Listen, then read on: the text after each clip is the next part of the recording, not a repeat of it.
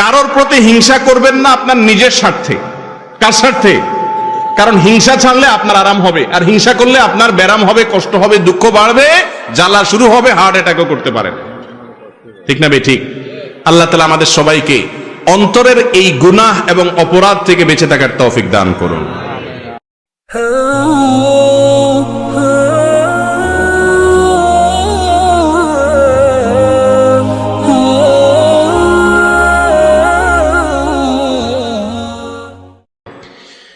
হিংসা এটা একটা গুনাহ, সগীরা গুনাহ না, কবিরা গুনাহ।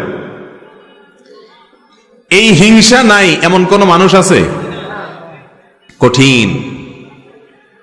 কারোর মধ্যে মাত্রা বেশি, কারোর মধ্যে কম, কিন্তু কম বেশ হিংসা সবার ভেতরে থাকে। ইল্লা মার রাহিমা রাব্বি, আল্লাহর কিছু খাঁটি বান্দা, তাদের কথা ব্যতিক্রম। যারা হাসাদ, কোরআনের ভাষায়, হাদিসের ভাষায় এটাকে বলা হয়েছে হাসাদ, বাংলায় বলি আমরা হিংসা। এই হিংসা নামক রোগ থেকে পরিচ্ছন্ন এবং মুক্ত মানুষের সংখ্যা একেবারেই কম। আপনি নামাজি রোজাদার মানুষ পাবেন, হজ করা মানুষ পাবেন, ফজর পর্যন্ত ওয়াজ করতে রেডি আছে, প্রস্তুত আছে, এরকম মানুষও পাবেন। কিন্তু মনটাকে হিংসা থেকে মুক্ত করা মানুষ পাওয়া বড় কঠিন। এই হিংসাটা, এটার পরিচয় হলো অন্য কারোর ভালো দেখলে নিজের ভিতরে অস্থির লাগা, অন্যের ভালো দেখলে নিজের কষ্ট লাগা, খারাপ লাগা, এটাকে বলে কি? হিংসা। এই রোগটা আমাদের মধ্যে আছে না নাই?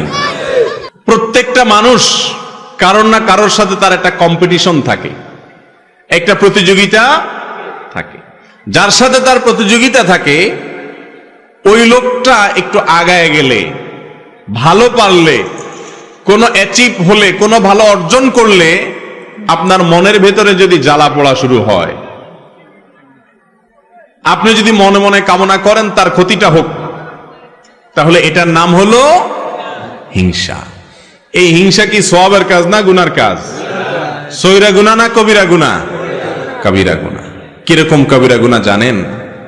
আল্লাহু আকবার।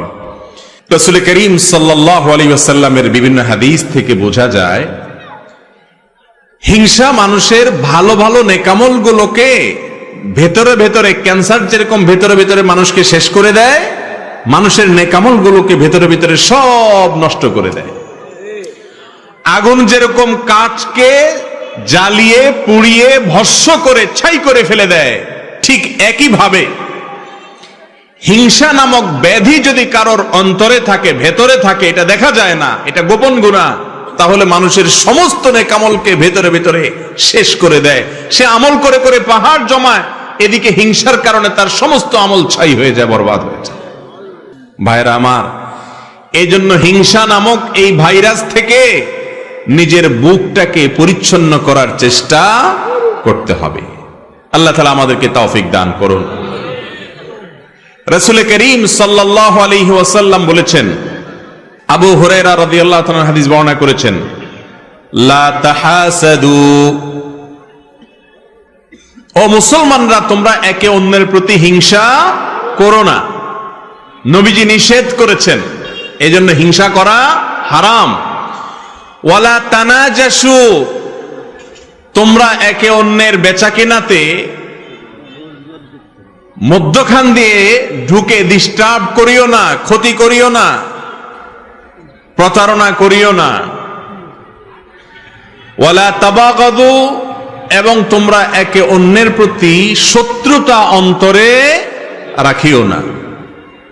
ওয়াকুনু ইবাদাল্লাহি ইখওয়ানা, আর তোমরা আল্লাহর বান্দা ভাই ভাই হয়ে থাকো। এখন কারোর সাথে আপনার শত্রুতা নাই এমন কোন মানুষ আছে? শত্রুতা যে অন্তরের ভেতরে রাখি আমরা, এটা তো দেখা যায় না। দেখা যায়? মুশকিল হলো, উপর দিয়ে আপনি হাসতেছেন, মুস্কি হাসি দিচ্ছেন, অথচ তলে তলে আপনি তার প্রতি আপনার শত্রুতা আছে, আপনার হিংসা আছে। এই রোগটা দেখা যায় না, হিংসাটা দেখা যায় না। এই জন্য এটা বাতিনি গুনাহ, ভেতরের গুনাহ। ভেতরের গুনাহ অনেক মারাত্মক, অনেক ডেঞ্জারাস। ক্যান্সার ভেতরে হয়, বাহিরে হয় না, এই জন্য সেটা অনেক বেশি ডেঞ্জারাস। প্রিয় ভাইরা আমার, হিংসার গুনাহ, এটা থেকে নিজেকে পবিত্র করা না গেলে যত নেকামল আপনি করেন, যত ভালো কাজ আপনি করেন, যত তেলাওয়াত জিকির আপনি করেন, আল্লাহ রাব্বুল আলামিনের কাছে ওই আমলের সওয়াব পাওয়ার আশা করা বড় কঠিন। জান্নাতি মানুষ তাদের মার্কা কি জানেন? জান্নাতি মানুষদের একটা বড় মাপের মার্কা হলো তারা নিরীহ কিসিমের হবে। একবার রাসূল করিম সাল্লাল্লাহু আলাইহি ওয়াসাল্লাম সাহাবীদেরকে বললেন, তোমরা একটু অপেক্ষা করো, একটু পরে একটা লোককে দেখতে পাবে যে লোকটা জান্নাতি। এখন জান্নাতি নবী করিম সাল্লাল্লাহু আলাইহি ওয়াসাল্লাম রীতিমতো বলে দিচ্ছে নিশ্চয়তার সাথে যে একটু পর একটা লোক আসবে এখানে, তোমরা খেয়াল করো কে আসে, যে আসবে সেই লোকটা জান্নাতি। সাহাবা একরাম যারা জান্নাতের পাগল, এই কথা শুনে তারা তো সবাই অত্যন্ত সতর্কতার সাথে অপলক দৃষ্টিতে চেয়ে আছে কে আসে। দেখা গেল একজন লোক, যে লোকটাকে দেখে তারা ব্রু কুচকাতে লাগলেন। সবাই মনে করেছেন এটা বোধহয় আবু বকর, ওমর, ওসমান, আলী, এরকম সিনিয়র কোন বড় সাহাবী, তারাও জান্নাতি সুসংবাদ প্রাপ্ত ইনশাআল্লাহ। তারা মনে করেছেন এরকম কোন প্রসিদ্ধ সাহাবী হয়তো আসবে, কিন্তু দেখা গেল এমন একজন লোক আসলেন যিনি অখ্যাত, কেউ তাকে তেমন বেশি চিনে না, গুরুত্ব দেয় না। নবী করিম সাল্লাল্লাহু আলাইহি সাল্লামের এই কথা শোনার পর সাহাবা একরাম চিন্তা করলেন, নবীজি যেহেতু বলেছেন লোকটা জান্নাতি, তার মুখ থেকে সুসংবাদ পাওয়া, অতএব গুলি মিস হলে এটা তো মিস হতে পারে না, এই লোকটা তো জান্নাতি অবশ্যই হবে। তাহলে কি এমন আছে তার ভেতরে যে সেই গুণের কারণে সে জান্নাতি?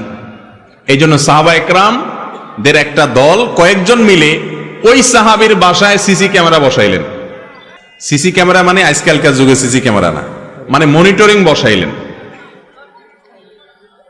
তারা খবর নিতে শুরু করলেন যে এই লোকটা কি করে। ওনারা মনে করছেন এই লোক বোধহয় সারাদিন রোজা রাখে আর সারা রাত দাঁড়িয়ে নামাজ কালাম পড়ে, এই জন্য কি নামাজ পড়ে, কি দোয়া পড়ে রাত্রে, এটা জেনে তারাও জান্নাতি হবেন সে আশায় ওই সাহাবীর ব্যক্তিগত জীবনকে পর্যবেক্ষণ করা শুরু করলেন।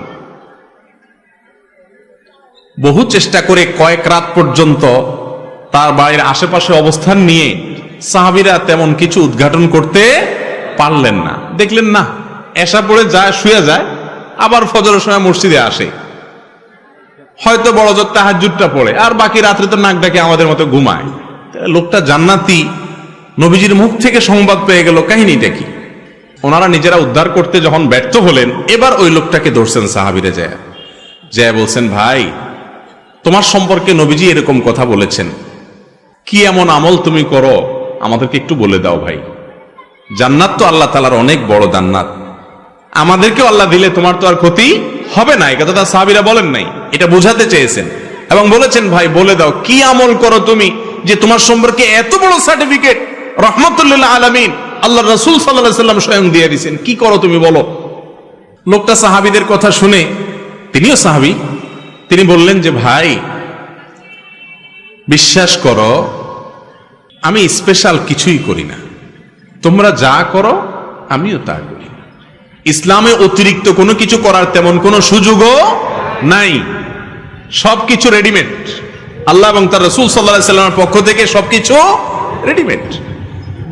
তোমরা 5 ওয়াক্ত নামাজ পড়ো, ভাই আমি 6 ওয়াক্ত পড়ি না, আমিও 5 ওয়াক্ত পড়ি। তোমরা রমজানের রোজা রাখো, আমিও রমজানের রোজা রাখি।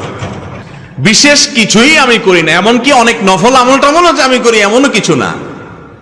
তবে একটা জিনিস আছে আমার, সেটা হলো আমার এই বুকে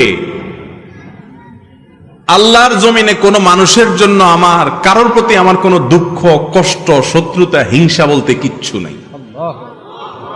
কেউ আমাকে যদি একটা গালিও দেয় তো আমি একেবারে ফ্রেশ মনে থাকে মাফ করে দিই। কেউ যদি আমার পেছনে শত্রুতাও করে আমি হাসি মুখে উড়াই দিয়া তার জন্য আমার অন্তরটাকে পরিষ্কার করে ফেলাই। কাউকে দেখে যদি আমার কষ্ট হয়, হিংসা হয়, আমি তার জন্য আরো বেশি করে দোয়া করি। এক কথা, আমার অন্তরটাকে আমি পরিচ্ছন্ন করছি, এই একটা আমল আছে স্পেশাল, হয়তোবা এই কারণে আল্লাহ তাআলা আমাকে মর্যাদা দিয়েছেন। ভাইরা আমার, কি বুঝতে পারলেন? জান্নাতি যে লোক হবে তার তসবিহ দানা হবে 1000, তাই না? তসবিহ দানা তো 100 আছে, 33টার আছে, আবার কিছু আছে অনেক বড় তসবিহ, দেখছেন নি? বাপখানা এমন যে কয়েক মাইল লম্বা হবে। তসবিহ সাইজ বড় হলে জান্নাতি হওয়ার গ্যারান্টি এমন কোনো কথা আছে? না। দাড়ির সাইজ লম্বা হইলেও জান্নাতি হবে এমন কোনো গ্যারান্টিও, তাই বলে আবার দাড়ি না রেখে জান্নাতে যাওয়ার আশা করেন না। জান্নাতি লোকের জান্নাতে যাওয়ার সবচেয়ে সহজতম উপায়গুলোর মধ্যে থেকে একটা হলো নিজের কলবটাকে, অন্তরটাকে পরিষ্কার করে ফেলা। কাজটা কি সহজ না কঠিন? সহজ বলতেছেন? পাশের বাসার ছেলেটা এসএসসি পরীক্ষায় A+, গোল্ডেন A+ পাইছে, আপনারটা শুধু A পাইছে, A- পাইছে, কেমন লাগে তখন বলেন? মনে হয় যে আমারটা A- পাইছে বুঝলাম, ওইটা A পাইতো, গোল্ডেন A+ পাইছে, এই দুঃখ সহ্য করি কোত্থেকে? এরকম অবস্থা আমাদের মনে হয় কি হয় না? ভাইরা আমার, লেবাসে পোশাকে মুসলমানের অভাব নাই এদেশে। আমার মতো, আপনার মতো এরকম লেবাস পোশাকে মুসলমানের সংখ্যা এদেশে আলহামদুলিল্লাহ কম। ভেতর থেকে মুসলমানের সংখ্যা এই দেশে অনেক কম। মালিক আমাদের অন্তরগুলোকে আপনি পরিষ্কার করে দেন। একজন খাঁটি মুসলমান, একজন জান্নাতি মানুষের অন্তরে কারোর প্রতি শত্রুতা, বিদ্বেষ, হিংসা থাকতে পারে না। মানুষ শত্রুতা করবে, চলতি পথে বহুত লোক আপনার শত্রুতা করবে, সবাই তো ফেরেশতা না, কিন্তু আপনার কাজ হলো সবার জন্য ক্ষমার দরজাটাকে একেবারে উন্মুক্ত করে দেওয়া। ভাইরা আমার, হিংসুক যখন অন্যের ভালো দেখে হিংসা করে, তখন কি সে নিজে সুখী হয় না দুঃখী হয়? আরো কারোর ভালো দেখে যদি আপনার ভেতরে জ্বলে, গ্যাস্ট্রিকের কারণে ভেতরে জ্বললে যেরকম কষ্ট হয়, কারোর ভালো দেখলে ভেতরে জ্বললে সেই জ্বালাতেও নাকি ভালো লাগে? কষ্ট হয়। ইবলিস আপনার আমার এত জঘন্য শত্রু যে সে সব সময় আমাদের যেটাতে কষ্ট হয় সেদিকে নিয়ে যায়। এখন কথা হলো, আমাদের অন্তরে হিংসা আছে কিনা এটা বুঝবেন কিভাবে? এটা বোঝার একটা ছোট্ট মিটার আছে। মিটার দেব, মিটারটা ফ্রি, কোনো পয়সা কই লাগবে না, মিটারটা সবাই বুঝে নেন। মিটারটা হলো আপনার সাথে যাদের কম্পিটিশন আছে না, এই যে মিডিয়ার ভাইরা ক্যামেরা কতগুলো সেট করে বসে আছে, ওনাদের মধ্যে পারস্পরিক কম্পিটিশন আছে না? কার চ্যানেলে কত বেশি সাবস্ক্রাইবার হয়, কত বেশি ভিউ হয়। এখন মনে করেন এক ক্যামেরাওয়ালা ভাই দেখলো আরেক ক্যামেরাওয়ালা ভাইয়ের চ্যানেলে ভিউর পরিমাণ অনেক বাড়ছে, তখন যদি তার ভেতরে কষ্ট হয়, চিনচিন করে একটু জ্বলে বুকের ভিতরে, তাহলে বুঝতে হবে কি হচ্ছে? হিংসা হচ্ছে। ওনাদেরটা দিয়ে বুঝাইলাম, আপনারা জোরে জি বলে নিজেদেরকে পাক মনে করেন না, আমরা সবাই এই রোগের রোগী।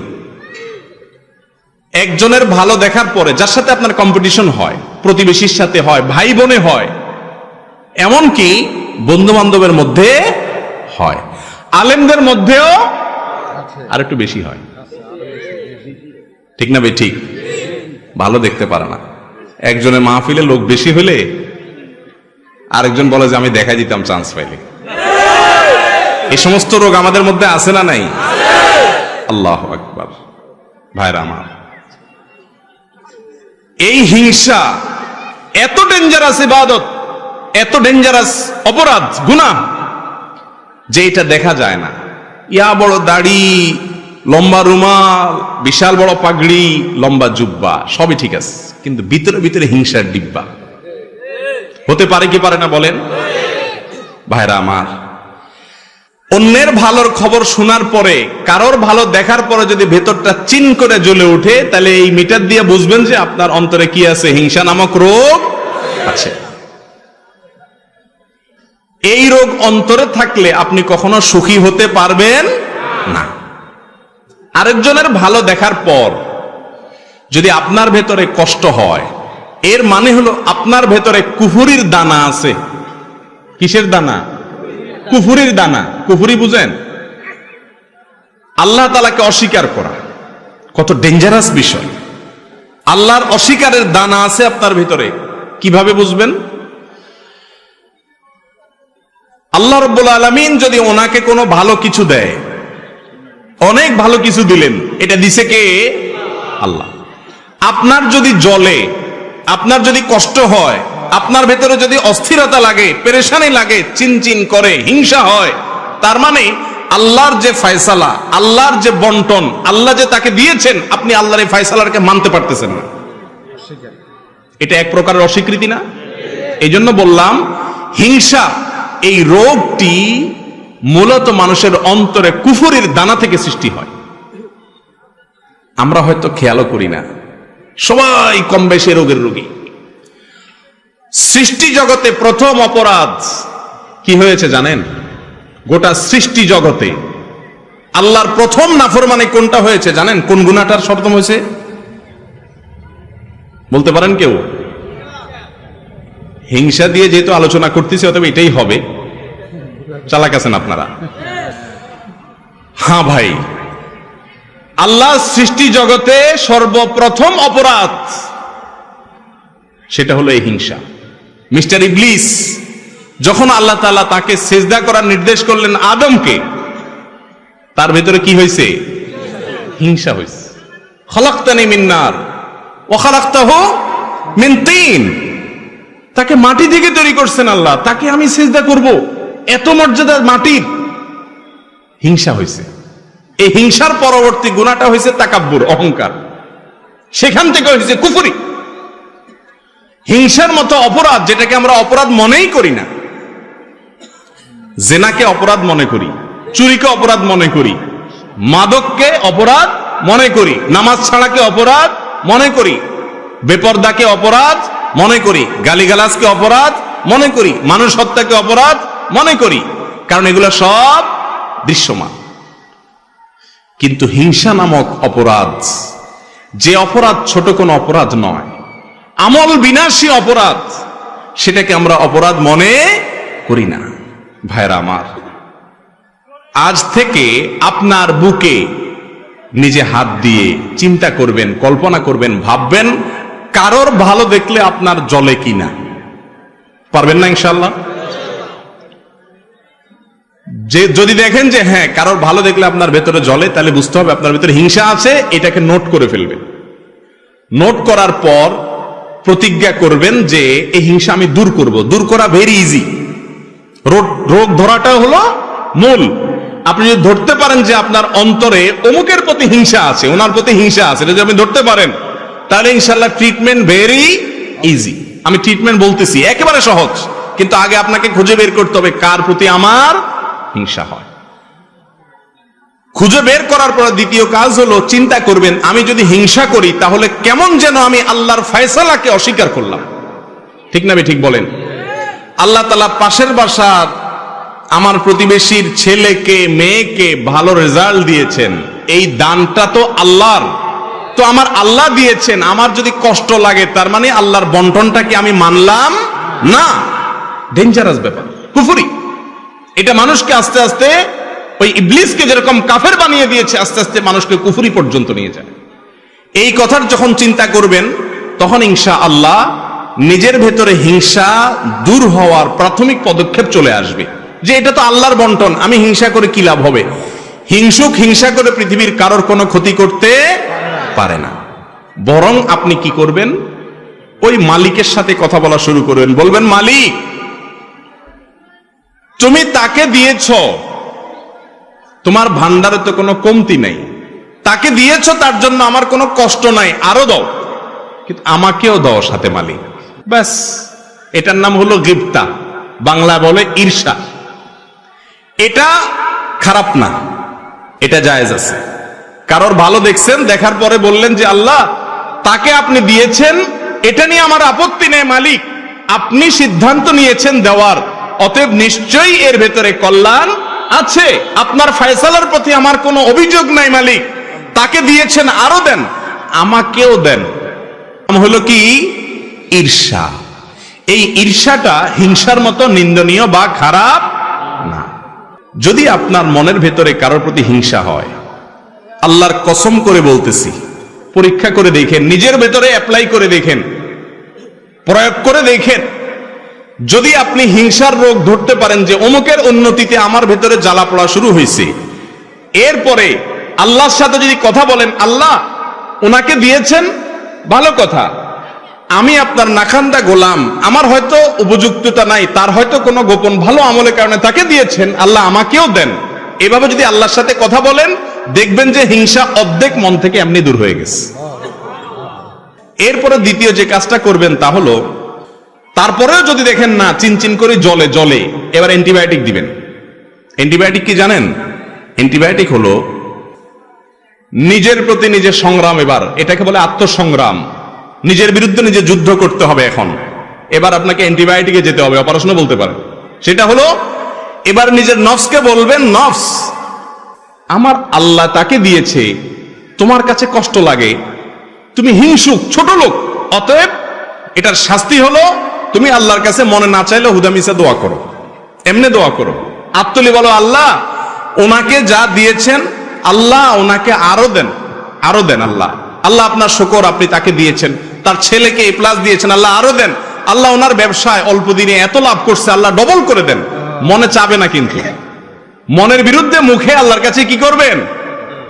এটা বললে আপনার ভেতরকার যে প্রবৃত্তি, আত্মা, নফস, এই নফস রুসওয়া হবে, বেইজ্জত হবে, লাঞ্ছিত হবে, এবং ইনশাআল্লাহ হিংসা থেকে সে আস্তে আস্তে সরে আসবে। শয়তান তখন বলবে, ছেড়ে দে মা, কেন্দে বাসি। কারণ এই লোক উল্টা বরং যার প্রতি হিংসা হয় তার জন্য দোয়া করা ধরছে। তার জন্য যদি দোয়া করা ধরে, শয়তান চিন্তা করবে যে এই লোক তো উল্টা বরং আরো তার অন্তরটাকে প্রশস্ত করতেছে। ইমানদারের মন কখনো সংকীর্ণ হতে পারে না, কিন্তু আজ আমাদের মনগুলা সব ছোট, ঠিক না বে ঠিক? মুমিন বড় মনের হতে হবে। কিসের হতে হবে? বড় মনের হতে হবে। আল্লাহ তাআলা আমাদেরকে তৌফিক দান করুন। ভাইরা আমার, হিংসা নামক এই রোগ, এটা থেকে মুক্তির জন্য আমাদের প্রাণপণ লড়াই চালাতে হবে নিজের বিরুদ্ধে। কারণ গুপ্ত ঘাতক হিংসা। এটা কি? গুপ্ত ঘাতক। ধূমপান, এটাকে বলা হয় গুপ্ত ঘাতক। মাদক গুপ্ত ঘাতক, তামাক গুপ্ত ঘাতক, ভেতরে ভেতরে মানুষকে শেষ করে দেয়। ক্যান্সার গুপ্ত ঘাতক। ঠিক তেমনি ভাবে একজন ইমানদারের জন্য, তার আমলের জন্য, তার ইমানের জন্য গুপ্ত ঘাতক হলো হাসাদ বা হিংসা। আল্লাহ তাআলা আমাদের সবাইকে, আমাদের অন্তরগুলোকে পরিষ্কার করার তৌফিক নসিব করুন। ভাইরা আমার, কারোর প্রতি যখন হিংসা হবে, আপনি যখন নিজের বিরুদ্ধে সংগ্রাম করে হিংসাটা দূর করতে পারবেন, একটু চেষ্টা করলে দেখবেন যে দূর হয়ে গেছে ইনশাআল্লাহ। দূর হয়ে গেলে দেখবেন আপনার মনের ভিতরে শান্তি আসবে। ওনার উন্নতি দেখলে আর কষ্ট হবে না, তখন কি হবে? শান্তি আসবে। মনে হবে যে আল্লাহ ওনাকে দিয়েছেন, দেখ আল্লাহ তো অভাব নেই, আমাকেও দেখ। এটা যখন করবেন তখন আল্লাহ তাআলা আপনাকেও ইনশাআল্লাহ দিবেন। আর যদি হিংসা করেন, তাহলে ওনাকে আল্লাহ দিছে, আল্লাহ হিংসুককে কোনোদিন দেয় না। আপনাদের সমাজে আপনারা একটু ডানে বামে খেয়াল করে দেখেন, যারা হিংসা করে আল্লাহ রাব্বুল আলামিন হিংসুকদেরকে কখনো দেন না। ওইগুলা জ্বলে পুড়ে খাসিরাত দুনিয়া ওয়াল আখিরা, আমসালা দুইটাই চলে যায়, দুনিয়া আখিরাত দুইটাই বরবাদ হয়ে যায়। হিংসা করে কোনো লাভও হয় না, আর ভেতর ভেতরে জ্বলে জ্বলে আরো শেষ হয়। ঠিক না বে ঠিক? হিংসা করলে কি মনে শান্তি লাগে? কথা বলেন। কারোর প্রতি হিংসা হলে কি নিজের মনে শান্তি লাগে? মনে অস্থিরতা লাগে না? অতএব কারোর প্রতি হিংসা করবেন না আপনার নিজের স্বার্থে। কার স্বার্থে? কারণ হিংসা ছাড়লে আপনার আরাম হবে, আর হিংসা করলে আপনার ব্যারাম হবে, কষ্ট হবে, দুঃখ বাড়বে, জ্বালা শুরু হবে, হার্ট অ্যাটাকও করতে পারেন। ঠিক না বে ঠিক? আল্লাহ তাআলা আমাদের সবাইকে অন্তরের এই গুনাহ এবং অপরাধ থেকে বেঁচে থাকার তৌফিক দান করুন।